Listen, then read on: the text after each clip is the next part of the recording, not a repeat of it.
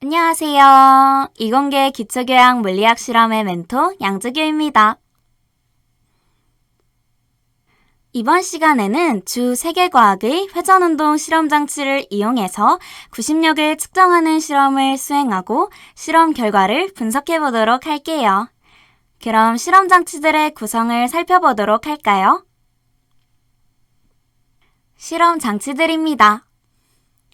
모터가 장착된 A형 스탠드, 눈금이 있는 알루미늄 트랙, 질량 측정을 위한 전자저울, 모터를 구동시킬 DC 파워 서플라이, 부품 상자에서 꺼낸 도르래와 삼중고리 질량추, 사각 질량추, 용수철이 달려있는 중앙 표시 기둥과 삼중고리 질량추를 매달을 측면 추거리 기둥, 회전 측정을 위해 쉴 틈이 있는 쉴 틈 다단 휠과 벨트, 질량추 세트, 수준계, 포토게이트 시스템입니다. 부품 종류가 많고 부품의 명칭들이 조금 복잡하네요. 우선 실을 묶어서 3단 고리를 만들어야 합니다. 한번 접은 실의 길이를 30cm 정도 되게끔 실을 끊어낸 후 2에서 3cm 정도 간격으로 고리를 3개 정도 만들어야 하는데요. 3중고리추에 이 실고리를 걸어서 길이 조절을 해야 합니다. 꼼꼼하게 3개 정도 고리를 만들면 됩니다. 남은 실이 2가닥이므로 한쪽 가닥은 쪽가위로 끊어냅니다. 그리고 중앙 표시 기둥의 용수철 스프링 끝에 매달린 작은 플라스틱 원판인 지표판 끝에 팁에 있는 구멍에 연결합니다. 영상에서는 지표판 끝에 벌써부터 단단히 묶고 있는데요. 한 번 정도 살짝 묶은 다음에 나중에 본격적으로 실험을 할 때 길이를 맞춘 후 단단히 묶는 것이 좋습니다. 실의 전체 길이는 약 20cm 정도가 적당해요. 실 틈 다단위를 A형 스탠드의 수직축에 끼웁니다. 반원형으로 구멍이 뚫려 있으므로 구멍을 잘 맞춰서 끼워야 해요. 실 틈이 뚫려 있는 넓은 판이 아래를 향하게 꽂습니다. 실 틈 다단일과 모터의 다단위를 벨트로 연결합니다. 모터는 좌우로 움직일 수 있어요. 모터 다단일의 맨 위쪽 부분과 실 틈 다단일의 제일 작은 휠이 벨트로 연결되게끔 실 틈 다단일의 높이를 조절합니다. 모터를 손으로 움직여 벨트의 장력을 조절할 때 벨트가 너무 팽팽하면 끊어질 수 있으므로 살짝 당겨질랑 말랑하는 느낌의 텐션만 갖게 합니다. 수평 조절이 잘 맞는지 수준계를 올려놓고 공기방울이 중앙에 위치하는지 확인합니다. 만약 한쪽으로 공기방울이 치우치면 A형 스탠드의 높이 조절 나사로 조절하면 됩니다. 포토게이트의 디귿자 센서를 A형 스탠드에 조립합니다. 디귿자 센서의 테두리 위아래에 나사 구멍이 있는데 가운데 나사 구멍에 지지대를 돌려 끼웁니다. 디귿자 센서의 이 구멍에서 레이저가 나와서 실 틈 다단일의 틈을 지나가야 하므로 위치를 잘 맞춰야 합니다. A형 스탠드 뒤쪽에 조임 나사가 있으므로 나사를 이용해서 지지대를 잘 고정합니다. A형 스탠드에 알루미늄 트랙을 조립합니다. 알루미늄 트랙을 너무 깊게 끼우면 회전하다가 디귿자 센서와 부딪히게 되니까 주의해주세요. 디귿자 센서의 높이도 조절하고 알루미늄 트랙의 높이도 올려서 알루미늄 트랙을 회전시킬 때 서로 닿지 않게 높이를 잘 조절합니다. 좋네요. 디귿자 센서에도 닿지 않고 잘 회전하네요. 알루미늄 트랙의 한쪽 끝에 트랙의 틈을 맞춰 사각형 질량추를 끼운 후 단단히 조립합니다.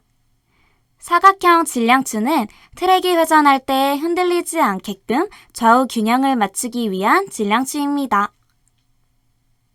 중앙 표시기둥 아래에 있는 사각형 볼트를 알루미늄 트랙 뒤편의 홈에 잘 끼우고 트랙의 정중앙 원점에 고정합니다. 회전축의 중심이 되는 지점은 실이 도르래의 접선 방향으로 꺾이는 부분이 알루미늄 트랙의 0cm 지점에 일치해야 한다는 점에 주의해야 해요. 트랙에 대해 수직으로 잘 세워서 고정합니다. 같은 요령으로 측면 추거리 기둥도 조립합니다. 측면 추거리 기둥의 위치는 나중에 다시 조절해야 합니다. 중앙 표시 기둥과 측면 추거리 기둥은 뒷면 레일에 잘 걸리게 조립해야 합니다. 무게추를 매달아 놓을 도르래를 알루미늄 트랙에 체결합니다. 트랙 틈에 끼우지 말고 트랙 두께 전체를 물어서 고정해야 합니다. 이제 첫 번째 실험으로서 질량과 구심력은 일정하고 회전 반지름만 변하는 경우를 실험해 보도록 하죠. 3중 고리 질량은 가운데에 100g 추가 있고 앞뒤로 50g이 고정되어 있는 형태인데요. 우선 앞뒤에 50g 추를 제거하고 가운데 100g의 질량만 이용해 보도록 할게요. 고정 나사를 풀어서 앞뒤에 50g의 추를 제거하고 질량을 측정합니다. 세 방향으로 나와 있는 고리의 질량까지 합쳐서 102g 정도 되네요. 따라서 구심력 공식에 집어넣을 질량 M은 102g입니다. 3중고리 질량을 매달기 위해서 측면 추거리 기둥의 맨 위쪽의 두 구멍에 실을 꿰어 그네처럼 만들어준 후 3중고리 질량을 매달아 둡니다. 높이 조절은 나중에 할 거예요. 추거리를 걸어줄 실고리를 만들어줍니다. 줄의 길이는 추거리가 바닥에 닿지 않게끔 너무 길지 않도록 해주세요. 추거리에 50g의 질량을 올린 후 추거리까지 포함된 질량을 측정합니다. 대략 55g 정도죠? 이 무게추를 도르래를 걸쳐서 3중고리 질량추에 연결한 후 3중고리 질량추의 높이를 조절합니다. 측면 추거리 기둥 위쪽에 조임 나사가 있으므로 나사의 실을 몇 번 돌려 감아서 높이 조절을 하면 됩니다. 수평으로 연결된 실들이 일직선을 이루게끔 적절히 감아서 높이를 조절해 주세요. 용수철에 묶인 실의 고리들 중에서 중앙 표시 기둥에 가장 가까운 고리를 3중고리 질량추에 걸은 후 측면 추거리 기둥을 움직여서 3중고리 질량추의 실과 측면 추거리 기둥이 수직 방향으로 일치하게끔 위치를 조절한 후 기둥을 고정합니다. 지금 중앙 표시 기둥에서 14cm 정도 떨어진 지점이 측면 추거리 기둥의 세로선과 일치하고 있는데요. 이 지점이 3중고리 질량추의 회전 반지름 R이 되는 것이죠. 이 실험에서의 최소 회전 반지름입니다.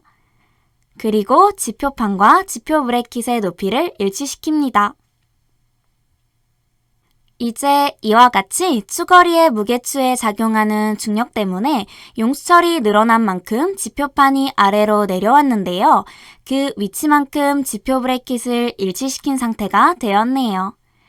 또 3중고리 질량추도 측면 추거리 기둥과 일치한 상태가 되었습니다. 이때 용수철에 작용하는 힘과 추거리의 무게가 같겠죠? 이제 이 상태에서 추거리를 제거하면 용수철의 복원력에 의해 3중고리 질량추가 당겨지고 지표판과 지표 브래킷도 위치가 어긋나게 됩니다.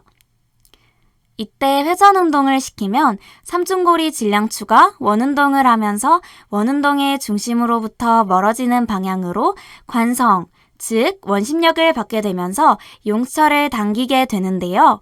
지표판과 지표 브래킷의 위치가 다시 일치하는 순간이 회전하는 틀 위에서 측면 추거리 기둥과 3중고리 질량추가 다시 일치하게 되는 순간이고 이때의 용수철의 복원력이 아까 매달았던 추거리의 무게와 같아지는 순간이 됩니다. 그러면 일정한 구심력, 이 경우는 55g의 추거리 무게에 해당하는 힘이죠. 일정한 구심력을 받으면서 원운동하는 상황이 되는 것입니다. 충분히 이해가 되죠? 회전 각속력을 측정하기 위해 포토게이트 센서에 모뎀 케이블을 끼우고 포토게이트 본체의 1번 포트에 연결합니다. 전원 연결 후 본체의 앞면에 있는 측정 모드 중에서 각속력 측정 모드를 선택해야 하는데요. 초록색 버튼을 누르면 가로축에 타임, 스피드, 악셀, 카운트 순으로 선택이 됩니다. 초록색 버튼을 눌러 스피드 모드를 선택합니다. 그리고 파란색 버튼은 세로축의 모드를 선택할 수 있는데요. 원게이트, 콜리전, 플리각성력, 플리선속력 모드를 선택할 수 있습니다. 파란색 버튼을 눌러 플리각성력, 라디안 퍼 세크 모드를 선택합니다. 그리고 노란색 스타트 스톱 버튼을 눌러 느낌표가 나타나는지 확인합니다. 느낌표가 나타나면 이제 측정 준비가 완료되었다는 의미입니다. 알루미늄 트랙을 살짝 돌려볼까요? 0.75라고 떴는데요. 0.75 라디안 퍼 세크의 각속력으로 운동했다는 의미인 것이죠. 환산해보면 1초에 43도 정도 회전하는 각속력임을 알 수 있네요. 전원장치에 모터 전원선의 색깔을 맞춰서 연결합니다. 노브를 모두 0으로 돌려놓고 전원장치를 켭니다. 노브를 돌려 전압과 전류를 아주 조금씩 높이면서 장치를 회전시킵니다. 노브를 조금씩 천천히 돌려야 해요. 회전 속력을 조금씩 천천히 증가시켜서 용수철이 당겨짐에 따라 지표판이 지표 브래킷과 일치하게끔 합니다.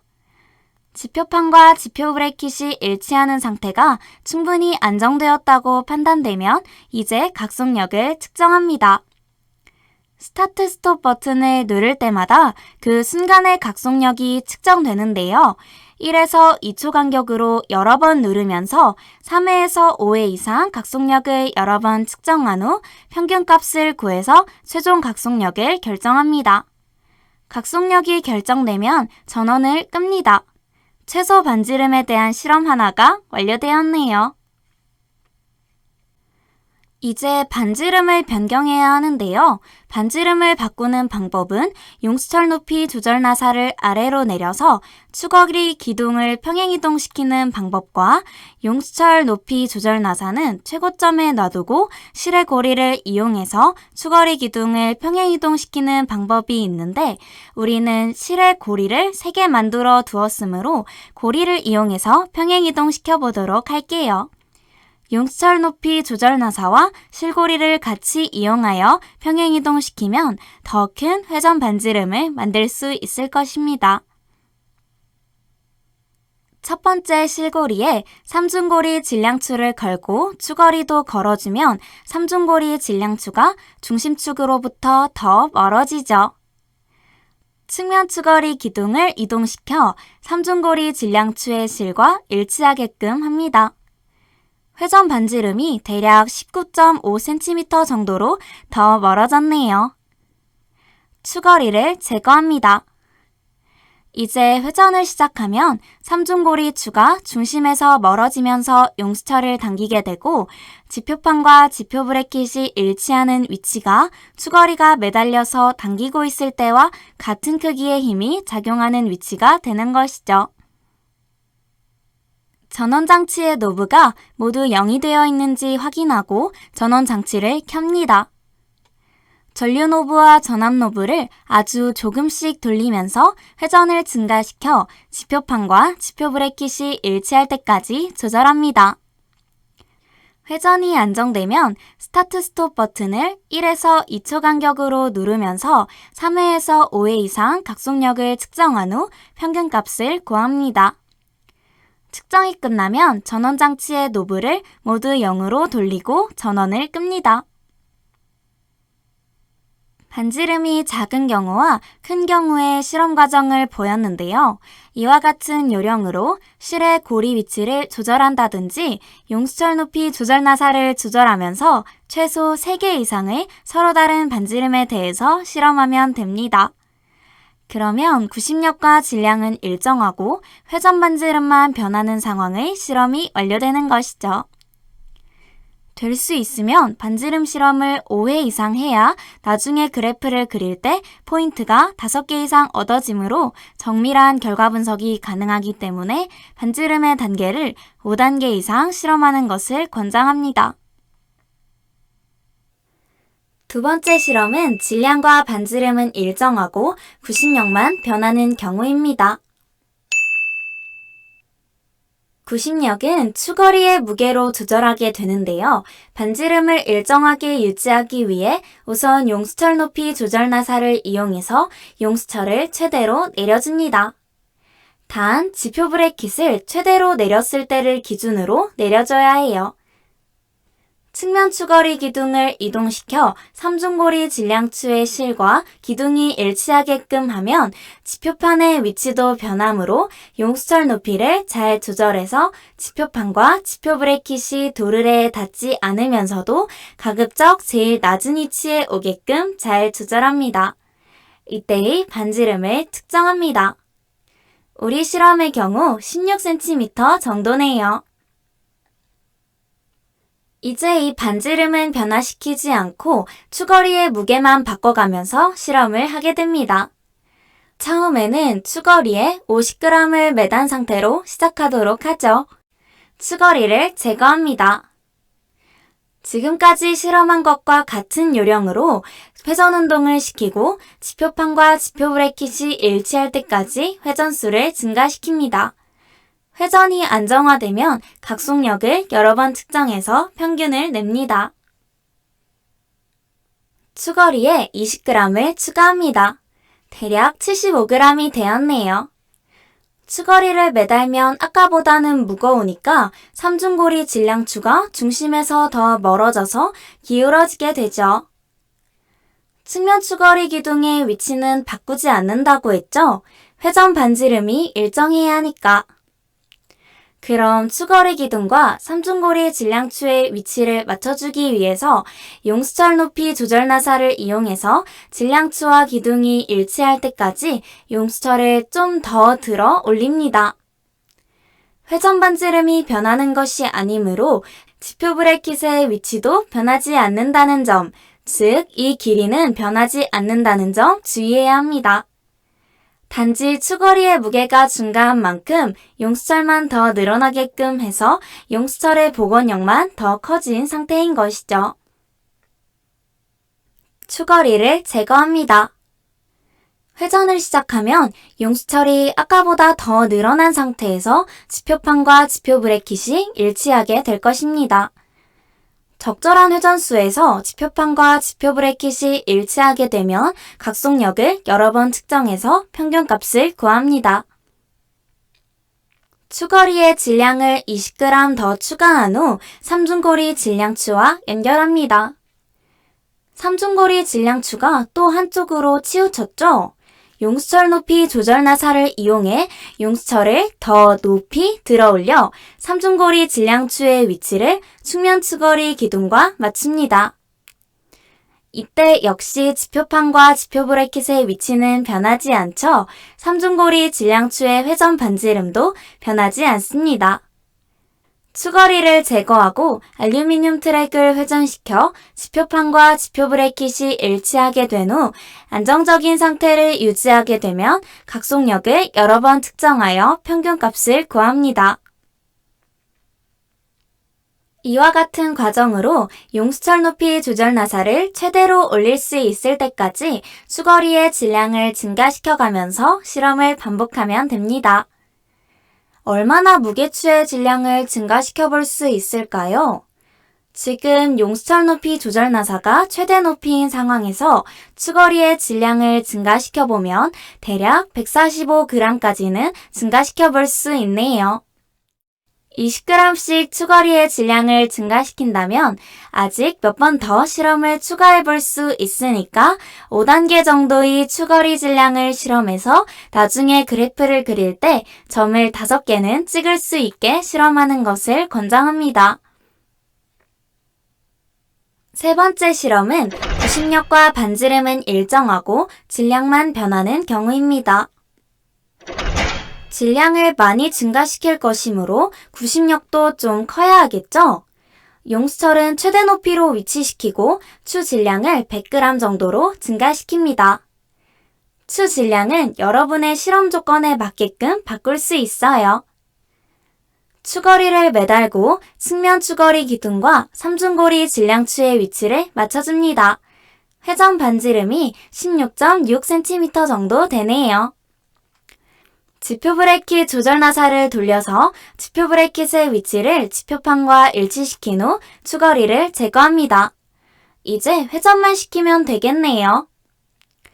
지표판이 지표 브레이킷과 일치할 때까지 회전수를 증가시킵니다. 추거리의 무게를 증가시켜 구심력이 큰 상황을 실험하는 경우라 회전이 좀 빠른 느낌이죠? 회전이 안정되면 스타트 스톱 버튼을 1에서 2초 간격으로 여러 번 눌러 각속력의 평균값을 구합니다. 각속력 측정이 끝나면 전원 장치를 끕니다. 삼중고리추에 질량을 추가합니다. 나사를 풀고 앞뒤로 20g씩 증가시켜 볼까요? 항상 앞뒤 대칭으로 질량을 추가해야 삼중고리추가 기울어지지 않습니다. 40g을 추가한 상태가 되어 142g 정도 되네요. 삼중고리추를 다시 연결합니다. 반지름이 바뀌면 안 되니까 몇 번째 고리에 걸었는지 잘 확인해야 해요. 추거리의 무게도 변하지 않습니다. 단지 삼중고리 질량추의 질량만 증가된 상태인 것이죠. 추거리를 제거하고 회전을 시킵니다. 지표판이 지표 브레이킷과 일치하게 되면 각속력을 측정합니다. 같은 요령으로 삼중고리추의 질량만 추가하면서 실험을 반복하면 됩니다. 앞뒤로 50g씩 100g까지 질량을 추가해서 202g 정도까지 해보고 가능하다면 삼중고리 질량추의 질량 변화도 5단계 이상으로 바꿔가면서 실험하는 것을 권장합니다. 실험 데이터는 많으면 많을수록 좋은 것이죠. 자, 이렇게 해서 질량과 구심력은 일정하고 회전 반지름만 변하는 경우, 질량과 반지름은 일정하고 구심력만 변하는 경우, 그리고 구심력과 반지름은 일정하고 질량만 변하는 경우의 실험을 모두 마쳤네요. 그럼 실험 데이터를 분석해 보도록 할까요? 실험 변수가 여러 개라서 표도 여러 개인데요. 우선 질량과 구심력은 일정하고 회전 반지름만 변하는 경우의 표를 볼까요? 구심력의 식이 F=mr 오메가 제곱이므로 우선 삼중고리 질량추의 질량에 대한 측정치, 회전 반지름과 각속력에 대한 측정치를 넣습니다. 구심력의 이론치는 추거리의 무게죠. 우리가 측정한 mr 오메가 제곱이 실험치가 될 텐데요. 각각의 독립적인 데이터로 실험치의 평균을 구하지 않고 그래프를 그려서 실험치를 결정할 것이므로 칸을 여러 개로 나누지 않았습니다. 즉 R F m 오메가 제곱분의 1의 그래프를 그려볼 건데요. m 오메가 제곱분의 1을 통째로 계산해서 수평축인 x축으로 삼고 회전 반지름은 수직축인 y축으로 해서 1차 직선을 그려보면 이때 1차 직선의 기울기가 구심력 F가 되는 관계를 이용해서 실험이 잘 수행되었는지 확인해 볼 거예요. 물론 여러분은 각각의 데이터를 F=mr 오메가 제곱으로 계산한 후 평균치를 구한 다음에 추거리의 무게와 비교해서 오차율을 계산해도 됩니다. 하지만 그래프를 그리는 것이 뭔가 좀 더 근사해 보이죠? 우선 대표 데이터 하나를 이용해서 칸을 채워봤어요. 두 번째는 질량과 반지름은 일정하고 구심력만 변하는 경우의 표인데요. F=mr 오메가 제곱인데 구심력 F와 각속력 오메가가 변수잖아요. 이 경우 r 오메가 제곱을 통째로 계산해서 수평축인 x축으로 삼고 추거리의 무게를 구심력 F로 계산해서 수직축인 y축으로 삼아서 1차 직선을 그리면 1차 직선의 기울기가 질량이 되겠죠? 이 관계를 이용해서 실험이 잘 수행되었는지를 확인해 볼 거예요. 세 번째는 구심력과 반지름은 일정하고 질량만 변하는 경우의 표인데요. F 이퀄 mr 오메가 제곱인데 질량 m과 각속력 오메가가 변수잖아요. 이 경우 오메가 제곱분의 F 이퀄 rm으로 계산해서 m을 수평축인 x축으로 삼고 축거리 무게를 오메가 제곱으로 나눈 것을 수직축인 y축으로 삼아서 1차 직선을 그리면 1차 직선의 기울기가 회전 반지름이 될 텐데요. 이 관계를 이용해서 실험이 잘 수행되었는지를 확인해 볼 거예요. 위의 세 경우 모두 실험에서 직접 측정한 추거리 무게, 삼중고리추의 질량, 회전 반지름이 이론치가 되는 셈이고 그래프에 추세선을 그려서 기울기로 구한 값이 실험치가 된다고 생각하면 됩니다. 그럼 결과 분석 및 토의를 해볼까요? 우선 실험 목적을 간단하게 요약해서 넣어줍니다.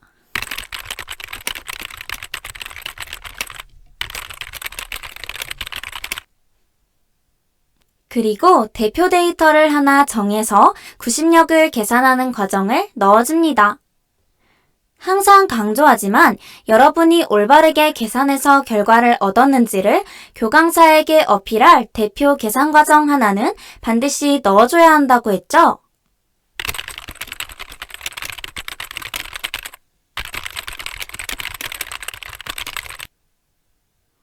이제 본격적으로 데이터를 분석해야 하는데요. 실험이 세 종류이므로 따로따로 분석을 해야 할 것입니다. 우선 첫 번째로 질량과 구심력은 일정하고 회전 반지름을 변화시키는 경우인데요. 회전 반지름의 변화에 따라 각속력이 변할 테니까 R과 오메가가 변수죠. F 이퀄 mr 오메가 제곱의 식을 R 이퀄 F m 오메가 제곱분의 1로 바꾸면 m 오메가 제곱분의 1을 x축으로 R을 y축으로 하는 그래프를 그릴 수 있죠. m 오메가 제곱분의 1을 통째로 계산해서 x축으로 삼는 것이므로 y 이퀄 ax와 같은 꼴입니다. 그러면 R 이퀄 F m 오메가 제곱분의 1의 그래프를 그리면 1차 직선이 될 것이고 그 기울기가 구심력 F가 될 테니까 그래프로 구한 F와 실제 추거리의 무게였던 구심력 F와 비교해 볼 수 있는 것이죠.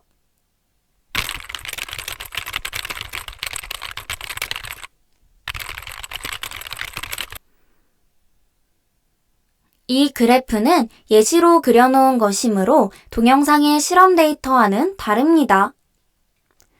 어떤 형태로 그래프를 그려야 하는지만 감을 잡아보라고 그려놓은 거예요. 두 번째는 질량과 반지름은 일정하고 구심력만 변하는 경우인데요. F 이퀄 mr 오메가 제곱이니까 구심력 F와 각속력 오메가가 변수잖아요. 이 경우 R 오메가 제곱을 통째로 계산해서 수평축인 X축, 추거리 무게를 구심력 F로 계산해서 수직축인 Y축으로 하는 1차 직선을 그리면 1차 직선의 기울기가 질량이 될 테니까 그래프로 구한 삼중고리 질량추의 질량과 실제 실험에 사용한 삼중고리 질량추의 질량을 비교해 볼 수 있는 것이죠.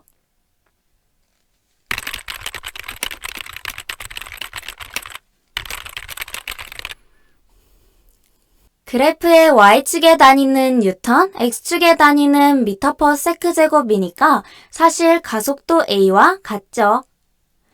F 이퀄 ma이므로 Y축이 F가 되고 X축이 A가 되고 1차 직선의 기울기가 m이 되는 것이 전혀 이상하지 않네요. 세 번째 실험은 구심력과 반지름은 일정하고 삼중고리추의 질량만 변화시키는 경우였죠. F 이퀄 mr 오메가 제곱이니까 m과 각속력 오메가가 변수가 되네요. 이 경우 오메가 제곱을 이항해서 오메가 제곱분의 F 이퀄 Rm의 그래프를 그려보면 삼중고리 질량추의 질량 m이 수평축인 X축, 오메가 제곱분의 F가 수직축인 Y축이 될 테니까 이때 그 그려지는 1차 직선의 기울기가 회전 반지름이죠. 그럼 실험 과정에서 일정하게 유지한 회전 반지름과 직선의 기울기의 크기를 비교해 볼 수 있는 것이죠.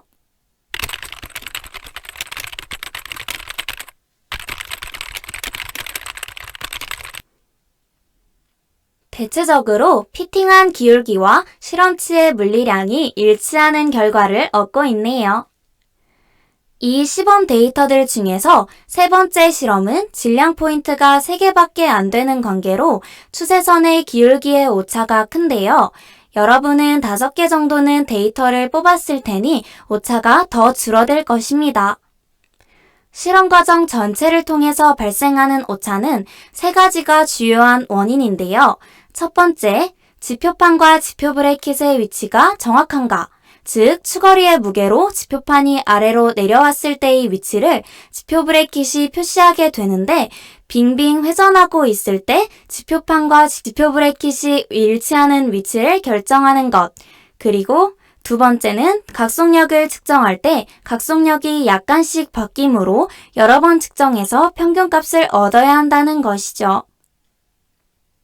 마지막으로 세 번째는 두 번째와도 연결되는 부분인데 알루미늄 트랙의 한쪽 끝에 얹혀있는 사각 질량과 반대편에 위치한 삼중고리 질량추, 측면 추거리 기둥, 도르래가 중심의 회전축에 대해서 질량 분포가 완전 좌우 대칭이 아니라서 회전이 약간 빨라졌다 느려졌다 하면서 조금 치우쳐서 도는 경향이 있다는 것이죠. 즉, 회전축 자체가 진동할 수 있습니다. 그래서 각속력도 일정하지 않게 나올 수 있는 것이죠. 이와 같은 오차의 원인이 있을 수 있기는 하지만 실험 순서에 맞춰서 꼼꼼하게 수행하면 그닥 오차는 많이 나지 않는 실험입니다.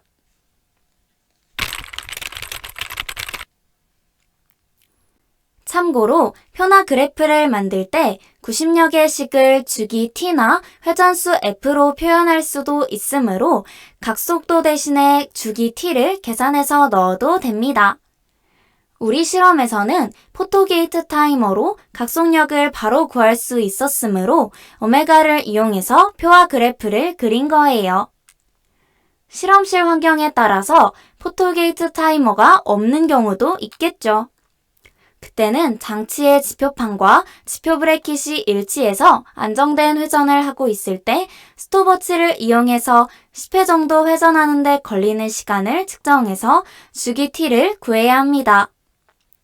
이때는 오메가 대신에 주기 t를 변수로 하는 표와 그래프를 그리면 되는 것이죠. 오메가 들어갈 자리에 t분의 2파이만 넣으면 되니까 그래프의 형태는 똑같을 거예요. 참고로 알아두시면 되겠습니다. 그럼 마무리해 볼까요?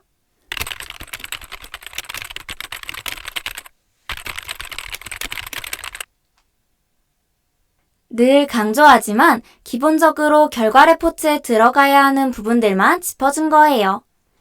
좀 더 깊은 해석과 물리적인 의미를 유추하는 것은 여러분의 몫이죠. 실험의 목적과 의의를 곰곰이 생각해보고 또 구글링을 통해서 아이디어를 얻으면 더 풍성한 분석 내용의 결과 레포트를 작성할 수 있을 것입니다. 그럼 여러분 모두 수고하셨습니다. 안녕!